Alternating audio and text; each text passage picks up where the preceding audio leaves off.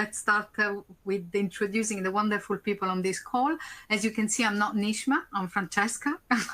Unfortunately, my colleague had some technical issues, so she cannot join and moderate, but I am a understudy, so I'm going to moderate this presentation today. With me, I've got Cathy, Nima, and Robbin, and of course, my colleague Becky. Robbin might have problems to join. We might be able to join and reach out to her by phone, but we have got on the call Cathy and Nima, and of course, my wonderful colleague Becky. Just as a very short introduction, but please, especially Cathy and Nima, if you want to add anything new when you take the first question, add. Cathy really leads one of the biggest early career cohort in the UK. She was a competitor of mine when I did early career at Deloitte, but she's now, but she was also a friend. And she's managed to get the program always at the highest levels, being of the top 100 in the UK, of the top times 100. Nima leads the early career program at Google, and I think from what I've heard from him, he's got a real passion in developing and nurturing early career talent, and Robbin really tries to put everything she can to develop herself and Glazer, the next cohort of talent. Becky is my colleague. She is the global lead for early career and Randstad Enterprise, so she will help me with some insight from our clients, some stats, and help me answer questions at the end. So shall we start? And shall we start by passing the word to myself, because I wanted to play a little game with you. So before we start, we wanted to have a little of an introduction and a little bit of a view on the generations to come.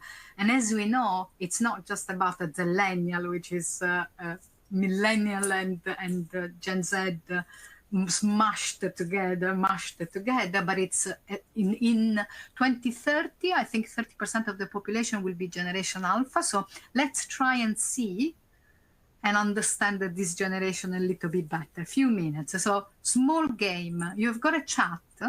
Can you tell me which of the genes is a zillennial, an X, or an Alpha?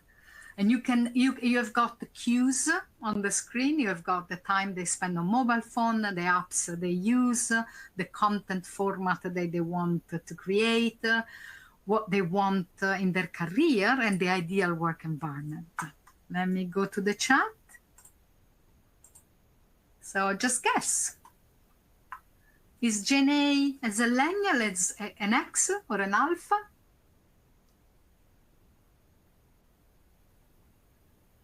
The biggest clue is in the events that shape their identity. So I'm giving it out now. It's too easy. I'm starting to see some guesses. Okay. So there is a lot of guesses that A is an X in reality. What is B? What is Gen B?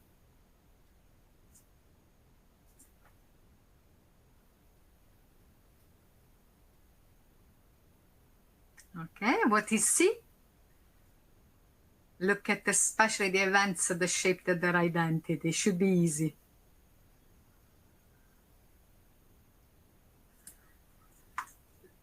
And before I reveal the secret of this game and the result, I just want you to observe how much they are not so different. If you look at the apps and if you look at the screen time, you will see the generational blurring. We are all consumers of social media and mobile phones.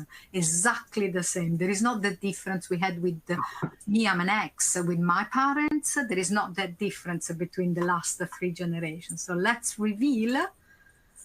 Yes, Gen A, you all guessed, is an X. So me, basically.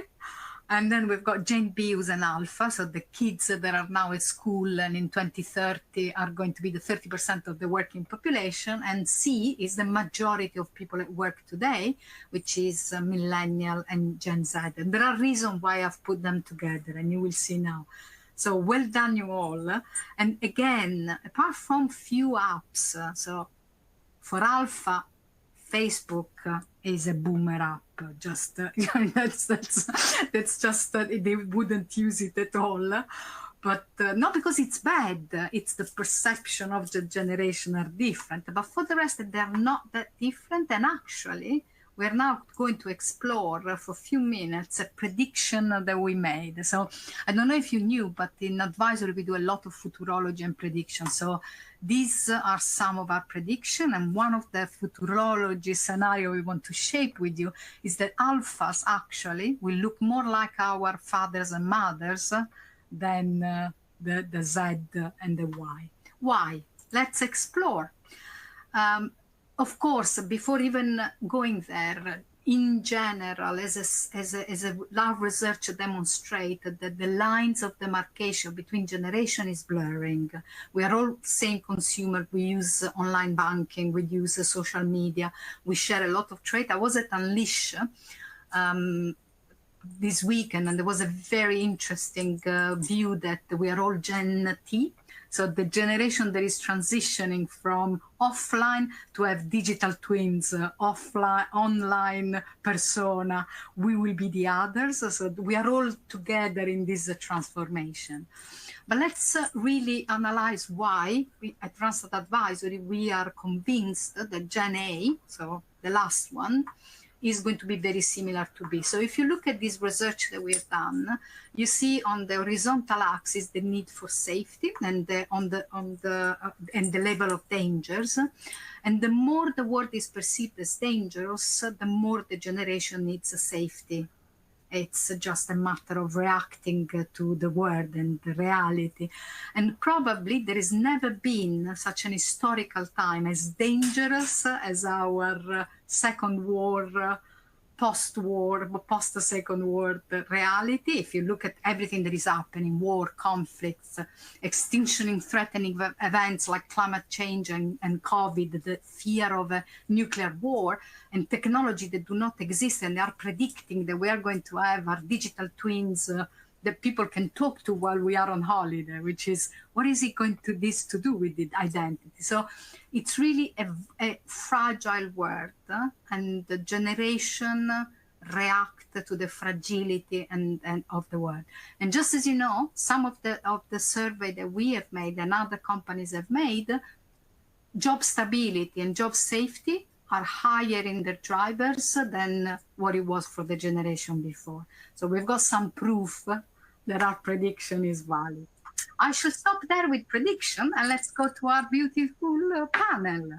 So let me start with the first question, and it's really it's really around the strategy behind the programs, and our stats and research demonstrate there are a lot of Gen Z talent. Maybe the Gen Alpha will be different, but Gen Z talent are quitting their job because it doesn't fit. So how are you changing, and how is the organization approaching your early career strategy today? And I would like to start with Nima, if you don't mind, and Cathy. Yeah, absolutely. Lovely to be here. Nice to meet everyone. So, which is to our early career strategy, we have programs that are specifically designed for students and recent graduates. So we have our internship program. We also have an apprenticeship track and a number of schemes that are geared towards graduates, specifically within our marketing and cloud org. So one example that stands out would be the APMM, so the Associate Product Marketing roles. And all of these roles provide some hands-on experience and mentorship opportunities. We also have a lot of active engagement with universities and colleges through various careers fairs, workshops, and we recently started doing a number of tech talks at these universities specifically aligned to AI to give students and early career talent some insights into some of the work that's happening on our products. And what we're trying to do is we're also providing a large kind of bank of online resources. They're called Grow with Google. And it's a platform where people can offer kind of like training, skill development, and certifications that they can access for free. And they, students in early career talent, they can put some of those credentials on their CVs, which hopefully helps them with kind of job prospects, not just at Google, but also, other companies. And I would say the final piece is it's not just about hiring. We also think about how are we going to kind of retain this talent.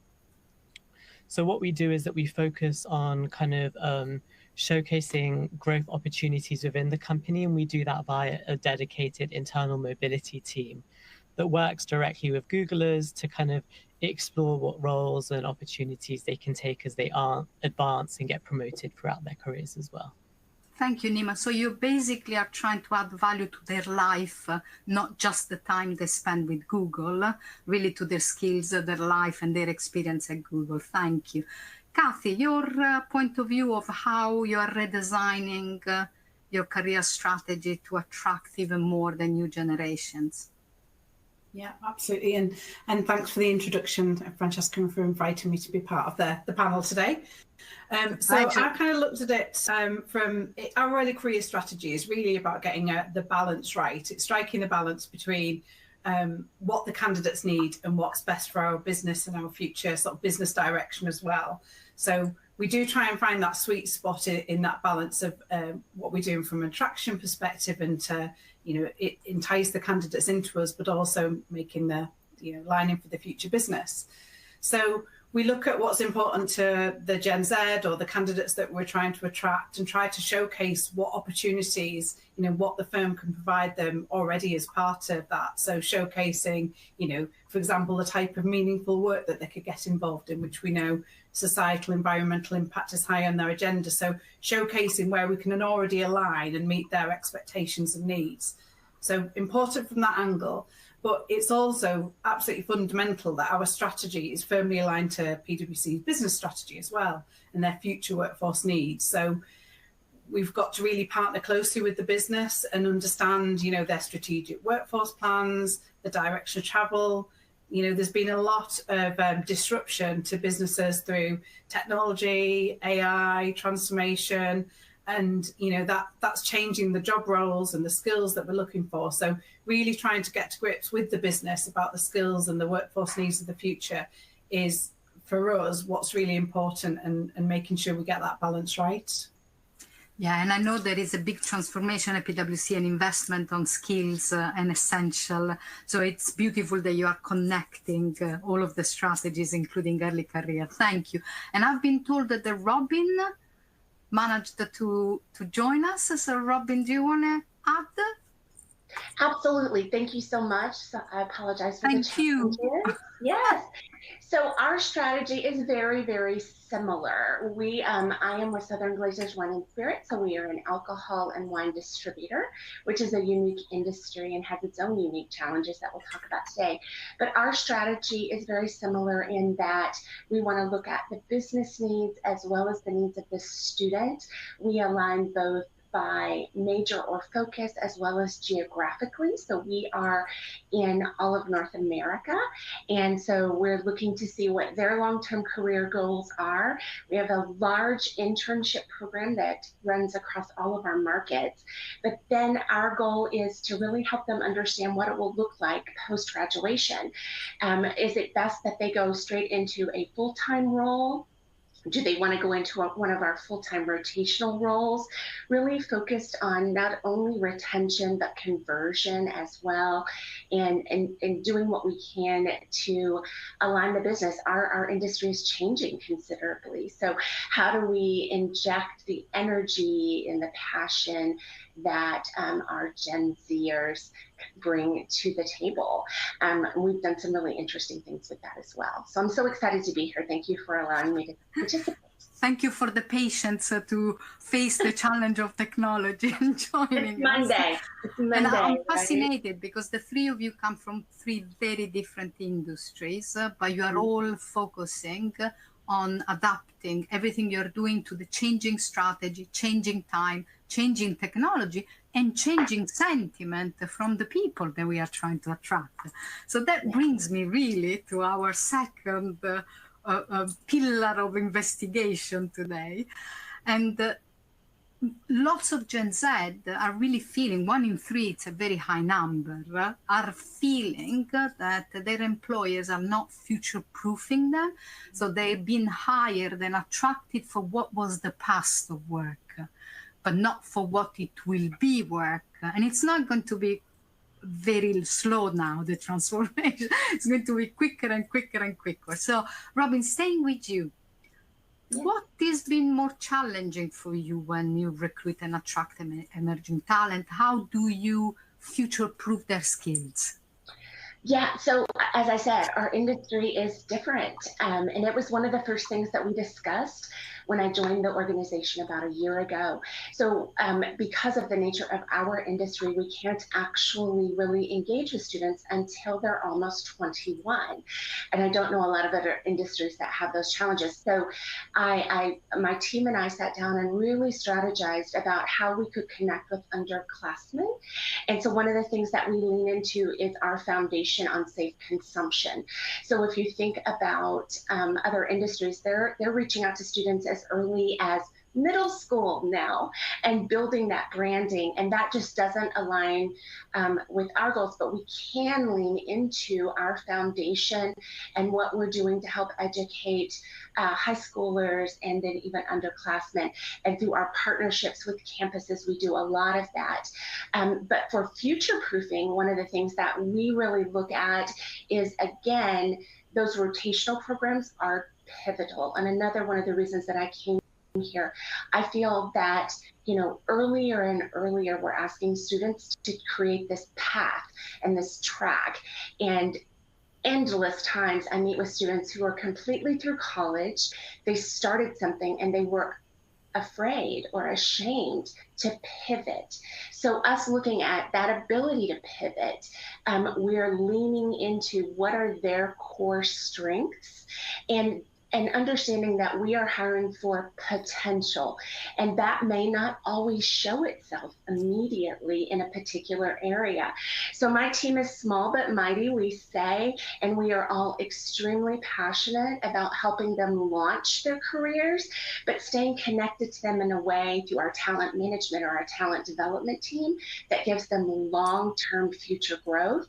We know there's a lot of misconceptions about Gen Z, and one is that they need constant change. I disagree. What they need to see is that you are passionate, you are engaged, and you are invested in their future. And that's really what we focus on. How do we showcase that to them? Yeah, I think most of the research is very superficial. It's not about change, it's about seeing a trajectory of evolution and an investment in a future.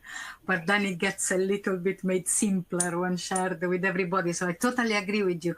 And Cathy, I'm very curious from your point of view, given you're investing so much in potential and skills as well. How are you working? How are you recruiting and attracting?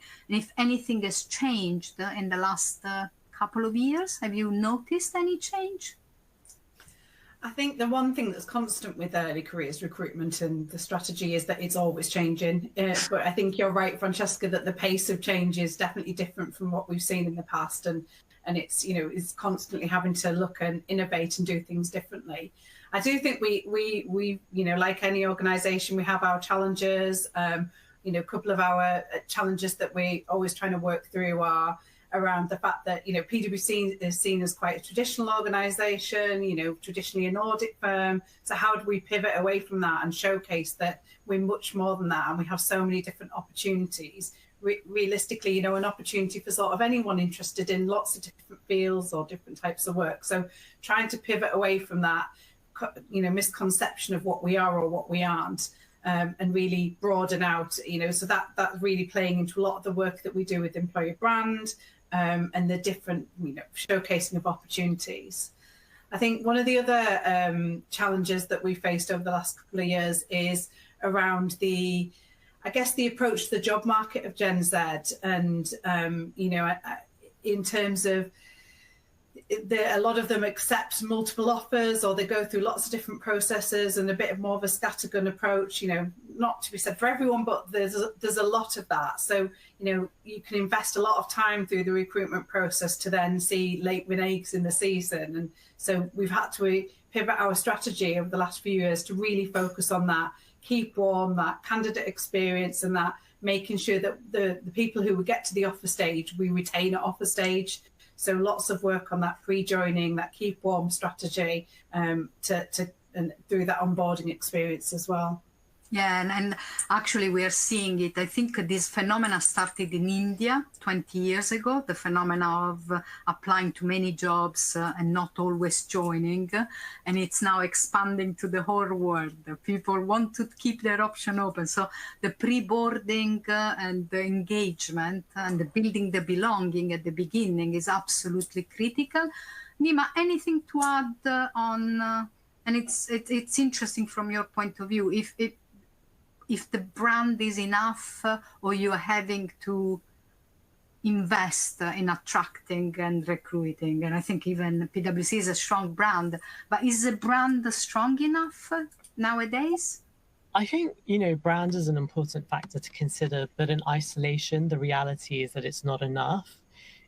Because Gen Z are digital native, their expectations around work are different. They're not looking just for a paycheck. They're looking for purpose, flexibility, and purpose-driven work. And what we're finding we're having to do to show up better in this space is by leaning really heavily in our social impact initiatives, those kind of led by google.org, raising awareness about some of Google's sustainability and social responsibility work, because this community really cares about that piece. For flexibility, we've also had to adjust some of our policies as well. So Google now has a work from anywhere policy for a certain number of weeks a year. And one of the reasons we kind of introduced that was because some of the feedback that we were hearing is because there was a need for increased flexibility, especially for the Gen Z talent pool. And the third piece that really stands out to us is that diversity is something that is very close to their heart. They don't kind of subscribe to, empty statements. They want to see the work taking place. And I think one aspect that, has worked and landed really well at Google is we openly speak about how we try and create, universally accessible office spaces. And that really attracts a lot of and engages a lot of our person of disability talent as well. Amazing. So you are all really focusing on very humanistic traits, from investing in potential and in the future of people to really creating a space where they can express and be different and belong. So it's very beautiful to see 3 industries focusing on humanistic aspects. Maybe it's the renaissance we were all waiting for, especially for early talent. Becky, any rapid fire of 2 or 3 best practice that you see on the ground from our clients? I think one of the biggest things our clients are facing right now is the renege struggle. And I know that's a conversation we've had on, and several have touched on it. One of the biggest pieces is how do we keep them warm from the minute of hire, which is often around now, to the minute of start, which is often around the beginning of the summer. That's when we tend to lose them. And so we've got some really incredible keep warm strategies that some of the employees have kept in place. One of the biggest pieces of that is keeping a constant communication. They tell us, the candidates tell us that they want to be talked to often, that they want to be communicated to often. And so we want to make sure that they're staying consistent with that. They're continually looking for other opportunities. So it's one of the ways for us to keep them warm. Connected. Perfect. Thank you so much, Becky. And going to relationship and communication, which is something that it's very important for you. I would be very curious, Cathy, and I'm coming to you on this, especially. I'm interested in what's your opinion on human communication, AI communication, automation, relationship. How are you dealing with all of these aspects? I think it's about using the blend and using them where they're appropriate and they can add value to the process, but not taking away that human approach, which is what we need. The candidates, Gen Z, they want to get a sense of who we are and what we're about. So there does need to be a really core human-led approach to it. I think we try to use like talent intelligence, AI, as more at the front end of it to create efficiencies and through our attraction process, so we can create much more of a personalized experience, and we can tailor that candidate experience so that, you know, we can get the right content to them quickly. So we'll use things like dynamic content or predictive language intelligence, start keywords, so that it drives the content to them much quicker. So that's really important, so that we can personalize and start that personalized candidate experience right from the front end of it. We also start to build up a talent community, so that we can engage with passive candidates. So, you know, capturing people who land into our career site to be able to serve them content on an ongoing sort of basis. So it has its purpose, but through our selection process, we don't use AI to make recruitment decisions. All screening for us, there's automation in the process because of the huge volumes of candidates that we see to our applications, through our roles that we have. So it would be too much to do all of that by humans. So we do use automation for efficiencies, but not where any decisions are required for candidates. We try and maximize that human experience for the real high touch points for candidates through like assessment centres or final stage interviews. So it's about, for us, it's about getting the balance right. Thank you, Cathy. Nima, I'm very curious, you're a tech company. What's your opinion on tech and AI? So I feel we're definitely at the forefront of using technology. I personally use AI in a lot of my like day-to-day workflows. Our recruitment process is human end-to-end, but there are aspects where we use AI as an adjunct to support the process. So one really, you know, good example that comes to mind is that when we're drafting like job descriptions, we use some of the tooling to be able to, you know, sense check to ensure that the job description is gender neutral and doesn't contain any ableist language, because we want to ensure that we're attracting a diverse talent pool. And this is really important because we know Gen Z really value diversity and inclusion, and we want to signal that from the first touch point that we have with the candidate, which is usually when they see our job description. The second piece is that we know you know, a lot of our candidates, just like us, are consistently bombarded with, you know, a large number of emails, video content.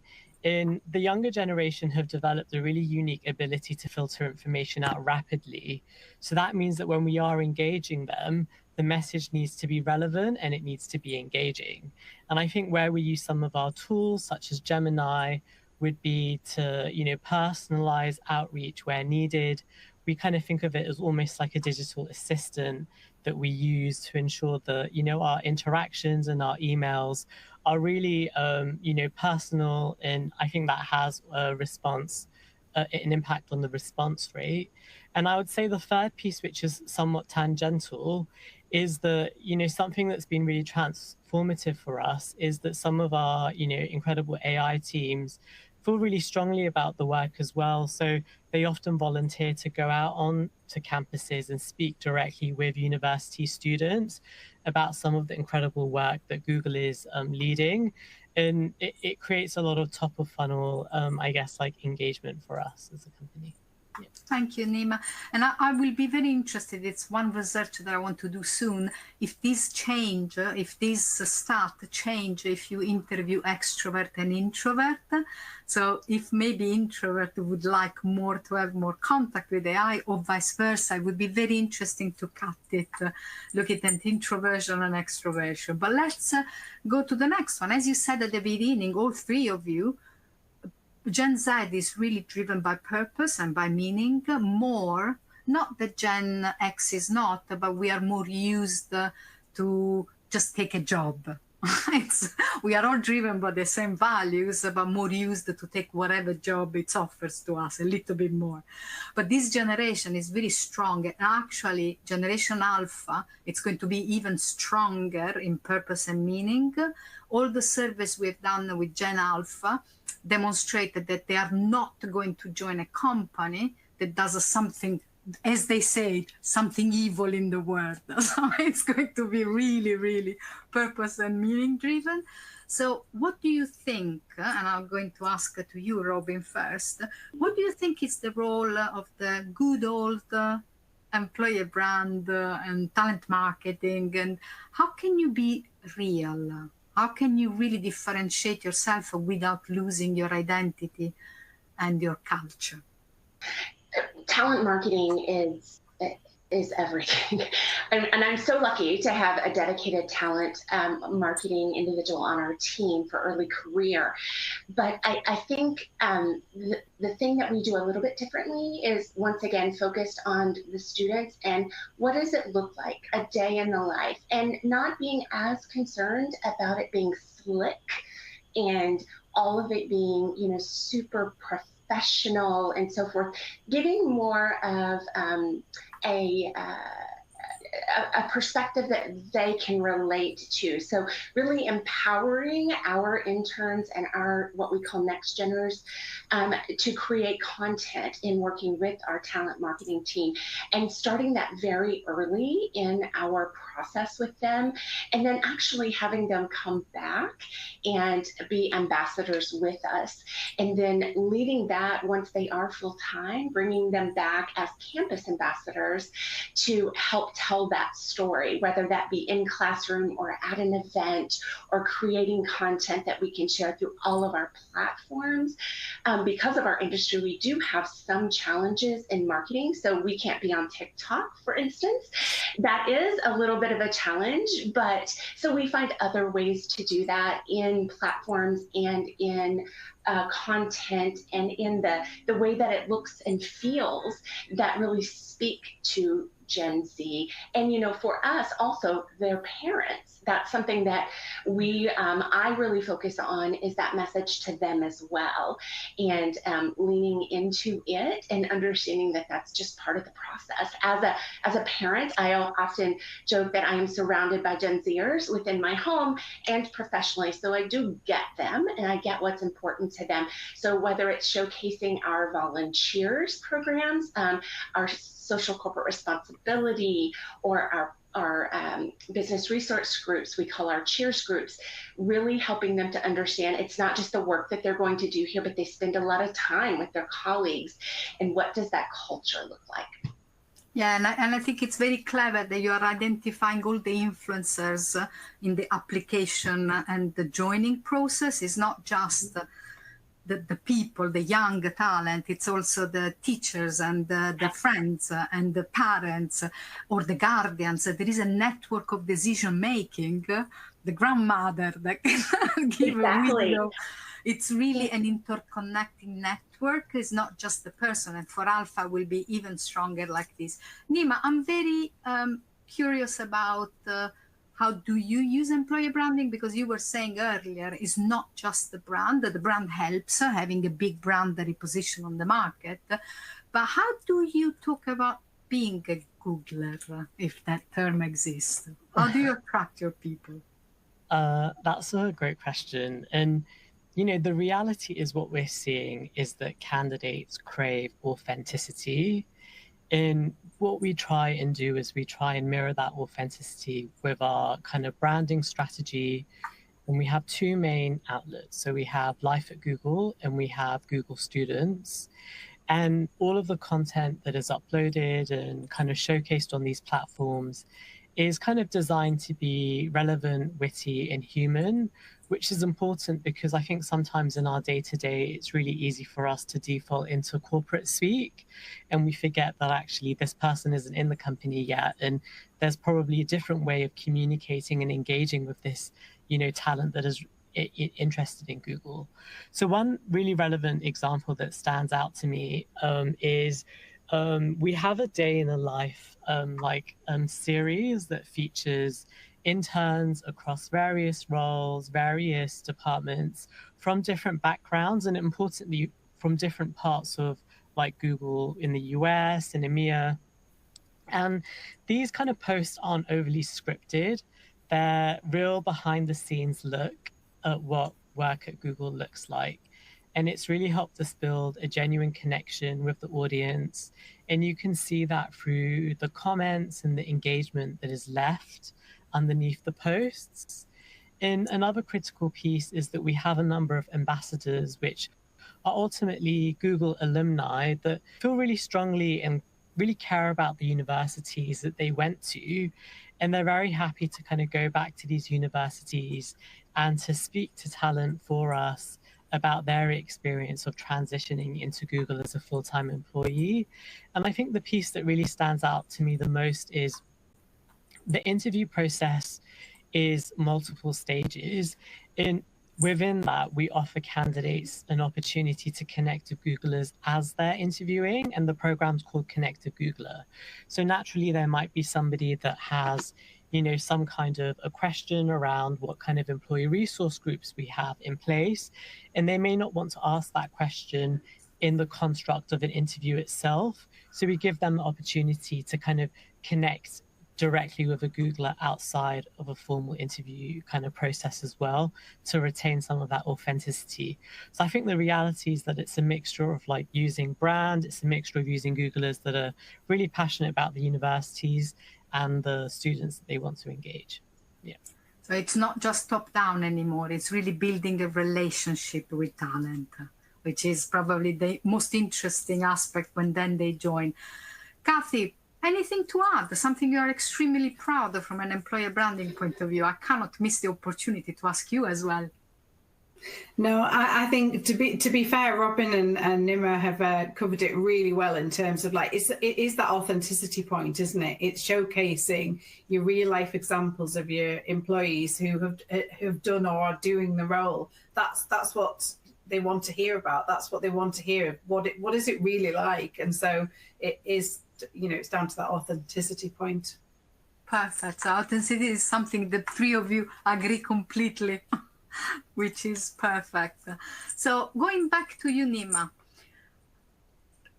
the learning and development, I think, has become skilling, reskilling. And again, as Robbin was saying at the beginning, the investment and the commitment in someone's future, it's becoming the core motivator for Gen Z. And might I dare to say for Gen X as well, and for Gen and from Gen Y, we all want to learn and grow, but for this generation is really critical. So how are you developing once they join? This is one of my favorite questions, actually, because I feel quite strongly about it. And the reason for it is because I view emerging talent as the next generation of innovators that are essentially going to build our products, and they're going to build our products better as well. So there's a lot of investment that goes into this space, specifically at Google. And I'll over-index on one specific investment, and that's called STEP. So it's the Student Training and Engineering Program.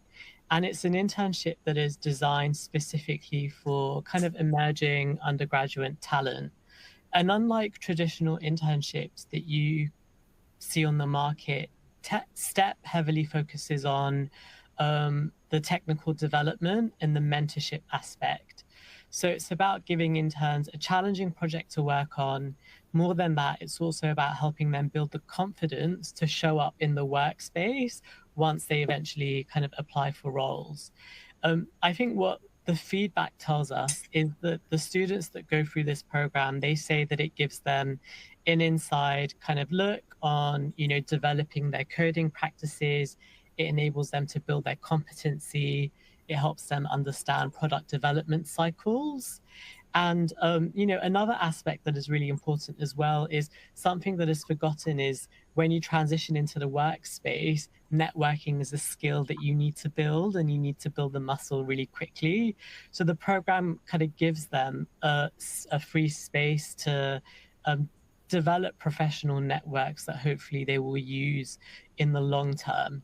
And I think one potential offline, strategy that works really well that isn't a specific program is that we know a lot of people are still considering potential Google as an employer, but they haven't made a decision yet.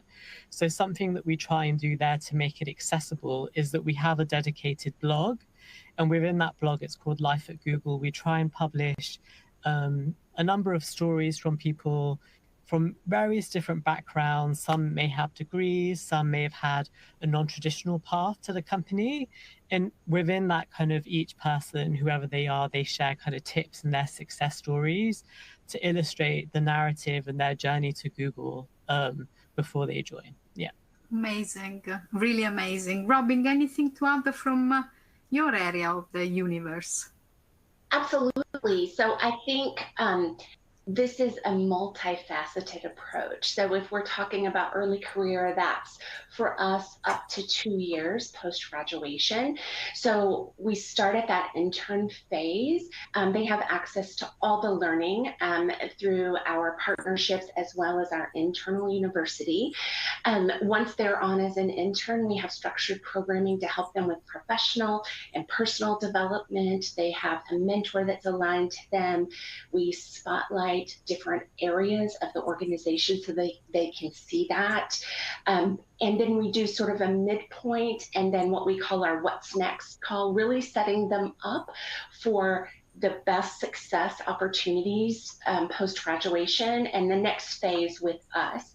Our rotational programs, we have a 1-year operations, we have a 1-year IT, and then we have a 2-year leadership rotational where there's 6 months, 6 months, 6 months, 6 months. And those are executive sponsored projects. So it's really teaching them a lot about pivoting and coming into new organizations rapidly, right? And so for those roles, we're looking for really unique individuals. There's only a few that we hire per year. But then once they're on board with us on a full-time basis, we're also investing in their education surrounding our industry, whether that's if they have a goal to be a sommelier, setting them up with a mentor and paying for those credentials to get them there and helping them be successful through that. And then as an organization overall, our talent development, our talent management teams, and programs like our exceptional leadership program. So in a perfect world, that individual would be an intern, go into our rotational program, and then into a leadership role post-rotational, and then eventually into our exceptional leadership program. Understanding, however, that growth and development isn't always up. Sometimes it is, a move across, and helping them to understand that those are still growth opportunities, whether that's within my own team or within our new early career hires. Looking at that potential again, it's all about the potential. Yeah, it's, and I can say you were all talking, all three of you talking about authenticity. I can see the authenticity in your eyes, in Nima's eyes, when you talk about developing talent. I can tell this is really a passion of yours, and it's warmed my heart. So let's go to the next one. I think, again, all generations are starting to realize that you cannot put a mask when you are at work. And I think even more, the younger generation don't want to. We probably were trained, like our mother and father, to do it even if we suffered. This young generation, unfortunately, don't want to put a mask anymore. So how, and this question, it's really for all three of you, if you can summarize it for me. I'll start with you, Robbins, because you are already on my screen. How do you incorporate the diversity and inclusion, not just as a target, but really allowing human beings to be themselves? So it's in everything that we do. I mean, that's the short answer. But I could say from a strategy perspective, what I look at is understanding that although I may have empathy and I may be an ally, I don't have that voice. So if I'm working with an HBCU partner, not making assumptions is a big deal. And going to those experts closest to the answers to ask the questions.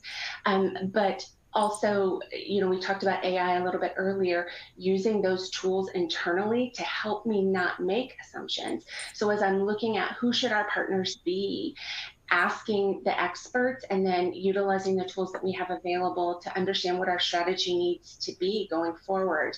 And then showcasing that. I think that oftentimes companies do a great job of this. They're just not talking about it.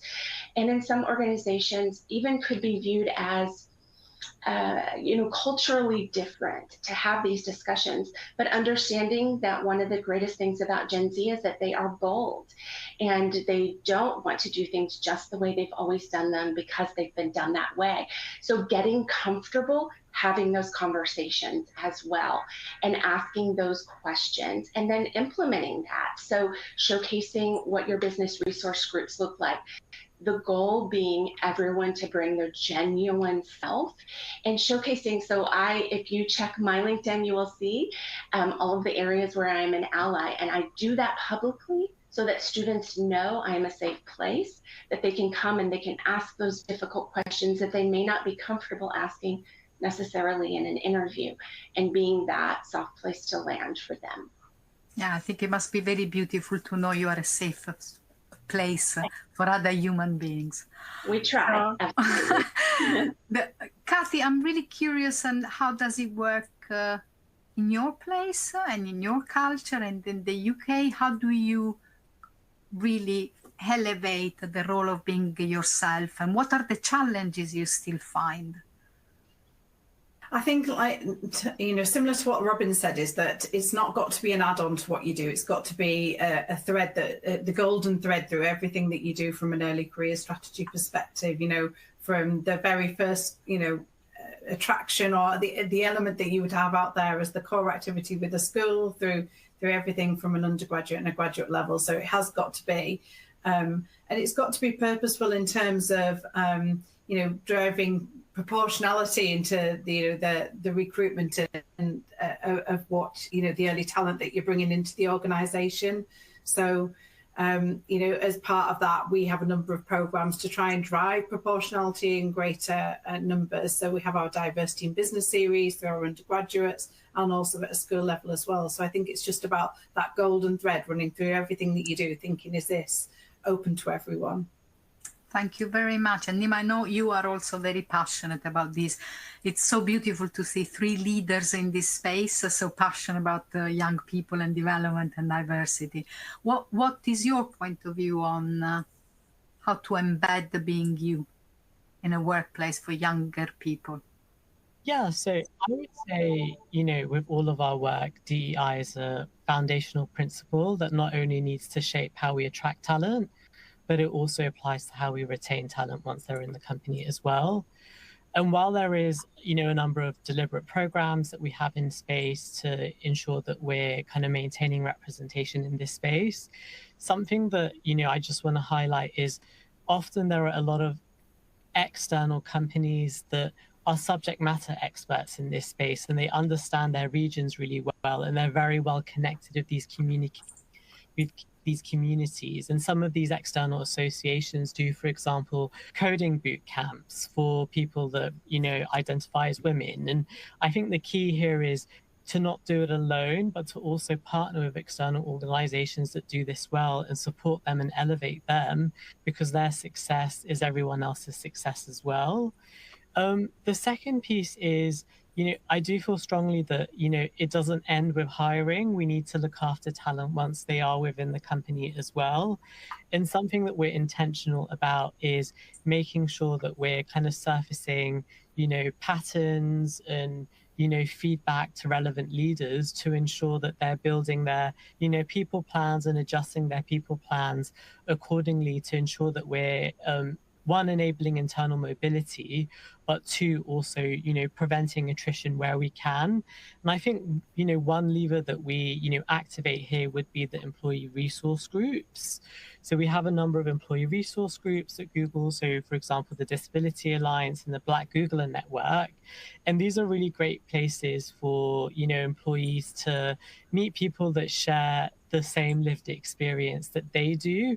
And I think, in whatever role you are as a leader, I think the most important thing that you can do as a lead is to create space for your team or your individual, your IC, to be able to show up in these forums as part of their day-to-day role, because DEI isn't a good to have, it's a fundamental imperative to the roles that we do.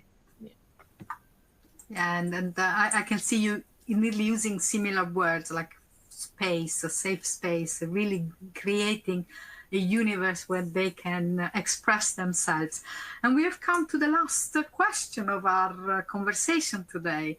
And again, we've touched on this: authenticity, development, allowing them the safe space to be themselves. So briefly, before we get a couple of questions from the chat, Cathy, I'll start with you. What is your secret ingredient to then retain these people, to make sure that they fall in love with PwC? Well, I mean, still trying to answer that fully, because it's a difficult challenge. But I think when you have placed a lot of investment in the recruitment process and attracting the candidates, you do want to retain them. So, we talked a bit earlier about the keep warm activity that we do, and how that's key to sort of that offer acceptance and converting them to joiners. And then it's taking it that step further. I think we talked again a lot about the development. I think having key milestones and points that they can work towards, and a really clear set out pathway so that they know what the future holds and what the opportunities are for them. So I think it's that clarity, that clear pathway, the opportunities. One of the things that we found as well, it was a big investment to make, but we've allocated all of our new hires with, obviously they have a line manager and the support around them, but everyone gets a talent coach or career coach who is unique to them, that helps support them with their talent journey, help them navigate the firm, settle into the firm, and really understand sort of what their drivers are more deeply for progression and opportunity. So that talent coach is a safe space for them to really focus on their core development. And that's been really key and fundamental in sort of the retention strategy. Thank you, Cathy. And I guess Nima and Robbin, you already have answered this during your conversation. So I think we know how much you are investing also in development.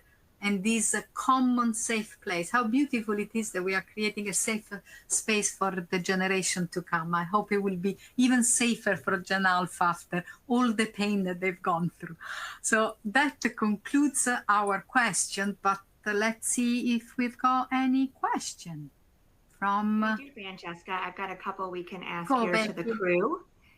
So we've got one here for Cathy. What did you do to implement to strengthen the keep warm phase and elevate your candidate experience? I think for us, it's about a few things. Communication was one of the key things. So it was, I think, Francesca, you made the point about that, it's around now that we start making offers out for the following autumn for candidates to join us. It's such a long gap. So what are the points during that journey that we can interact with them and provide them opportunities to feel part of the organisation before they've even joined?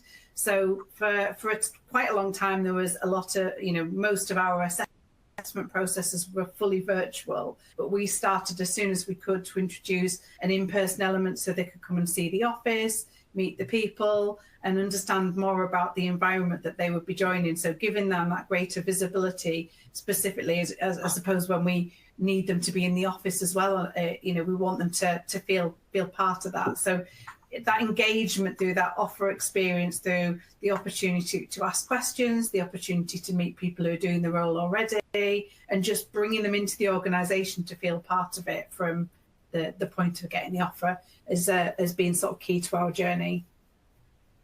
Thank you, Cathy. Becky, is there another question that we can quickly...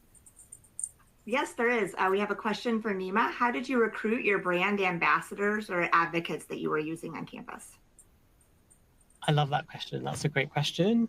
So what we did is that we essentially kind of sized the problem statement, which is we want to be really well connected in these local regions. But the reality is that there's one of me or there's one of a specific person in my team. And we're not necessarily proximate to every single university across EMEA because there's a whole load. And, when we shared this, what we found is that a lot of people kind of within the business voluntarily kind of engaged us and said, we feel really passionately about our universities and the education that they give us, and we want a way to kind of give back as a form of voluntary work. What can we do? So with that problem statement, what we did is that we developed this program of campus ambassadors. We did all the training, we provided some of the funding, we also supported some of like the travel needs as well, including the presentation content. And what we did is we said, we packaged this all up for you. The only thing that you have to do is go out to the universities and speak really passionately about how much you care about this space. So in short, we made it easy for them, and then the rest was really just on them to lead. Thank you. And I'll just answer 1 second. I've seen a question on assessment, and this is a passion of mine. I genuinely think that the way we assess and select this generation has to be completely aligned to our purpose and meaning and principles. So even the selection stage should be a safer place where people feel comfortable and know that they are assessed not just for 2 or 3 criteria, but as human beings.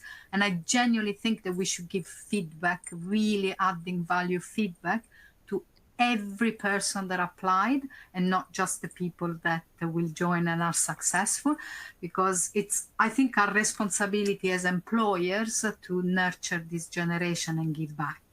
Personal opinion, but I'm sure that the 3 of you agree on giving feedback to everybody.